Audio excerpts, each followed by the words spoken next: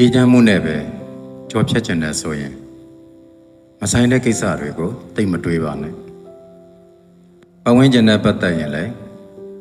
အစိုးမြင်တဲ့သဘောနဲ့မတွေးနဲ့အေဂျင့်လိုက်မယ်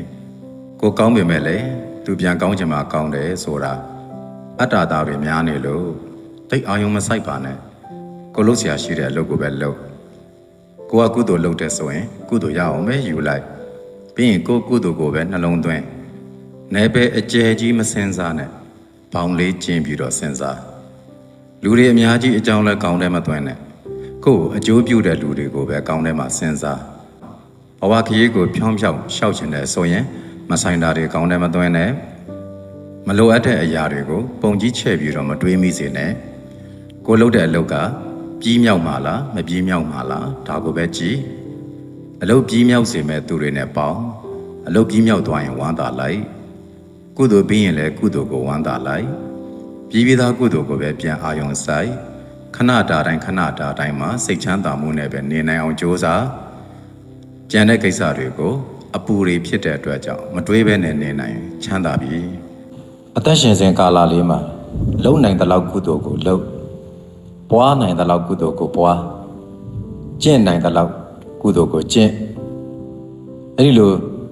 ကျင့်သုံးနေထိုင်နိုင်ပါမှဒေါကကြမဲ့အချိန်ရောက်နေပြီလောဘတွေလျှော့ကြအမုန်းတွေအညိုးတွေအာဃာတတွေနဲ့မနေနဲ့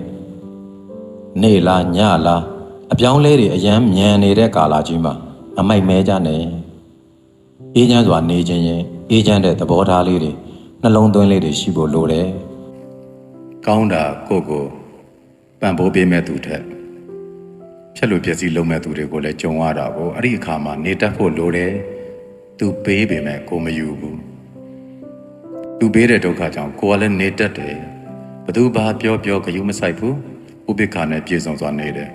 သူတိုက်ခိုက်လို့ဆိုပြီးကိုကပြန်ပြီးတော့တိုက်ခိုက်လို့တော့ပဋိကသဘောမျိုးမရှိအောင်နေတယ်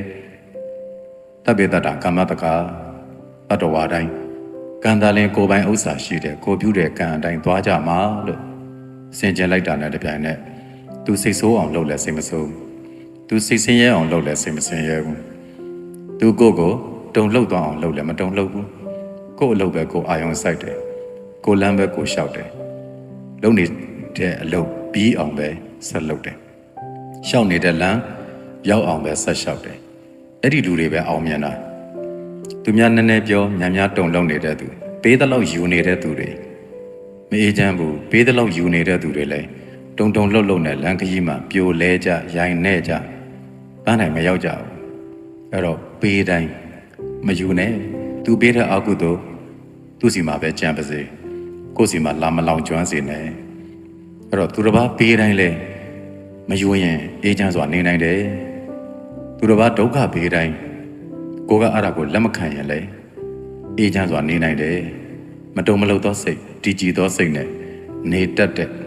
တာတိဂုံဆိုတဲ့သဘောမျိုးရအောင်လောကဓာတ်ကိုကောင်းသည်ဖြစ်စေဆိုးသည်ဖြစ်စေတသဘောတည်းပဲထား၍ဘယ်လိုလောကဓာတ်မဆိုမမြဲသောတရားသာဖြစ်သည်လို့ဆင်ခြင်ရင်းဖြင့်ရင်ဆိုင်ပါလို့မြတ်စွာဘုရားမှာထားတဲ့အတွက်